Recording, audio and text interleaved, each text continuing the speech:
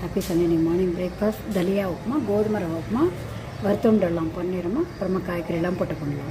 Beans, பட்டாணி, உருளைக்கிழங்கு மூணுத்தையும் உப்பு போட்டு தண்ணியை ஊட்டி வச்சுருக்கேன், வேக வச்சிடலாம். அப்புறமா தாளித்து போட்டுட்டு தக்காளி வெங்காயம் தாளித்து போட்டு இதை போட்டுட்டு அப்புறம் வேணுங்கிற தண்ணி போட்டு உப்பு போட்டு தலியா கோதுமை ரவையை போட்டுடலாம். உப்புமா ரெடி ஆகிடும்.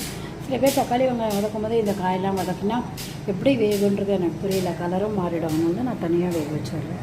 கோதுமை ரவை உப்புமா கடுகு, உளுத்தம்பருப்பு, கடலைப்பருப்பு தாளித்து போட்டுட்டு பச்சை மிளகா, கருவேப்பிலை, வெங்காயம் போட்டிருக்கேன். வதங்கட்டும். தக்காளியும் கட் பண்ணி வச்சாச்சு. அதுக்கப்புறம் தக்காளியை வதக்கலாம். அதுக்கு தக்காளி வதங்கிடும்.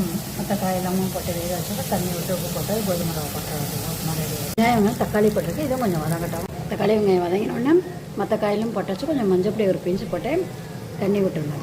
தண்ணி விட்டு உப்பு போட்டால் நல்லா கொதிக்கட்டும். அப்புறம் கோதுமை ரவையை போட்டுடலாம். நல்லா கொதிச்சு வருது பாருங்கள். இந்த சமயத்தில் கோதுமை ரவை போட்டுடலாம். கோதுமை ரவை போட்டு ஒரு பிஞ்ச் சர்க்கரையும் ஒரு ஸ்பூன் நெய்யும் விட்டு மூடி வச்சிடலாம். அல்ட்ட வெளியில் தெளிக்கும். தேவையான கோதுமை உப்புமா ரெடி ஆகிடுது. தலியா உப்புமா இந்த மத்தியில் பண்ணி பாருங்க, ரொம்ப ரொம்ப டேஸ்ட்டாக இருக்கும். கமெண்ட் பண்ணுங்கள், சப்ஸ்கிரைப் பண்ணுங்கள் ப்ளீஸ். Thank you so much. ஏன்னா தலியா உப்புமா, கோதுமை ரவை உப்புமாவோட தக்காளி தொக்கு சாப்பிடலாம். இந்த மத்தியில் பண்ணி பாருங்கள், கமெண்ட் பண்ணுங்கள், சப்ஸ்கிரைப் பண்ணுங்கள். Thank you so much.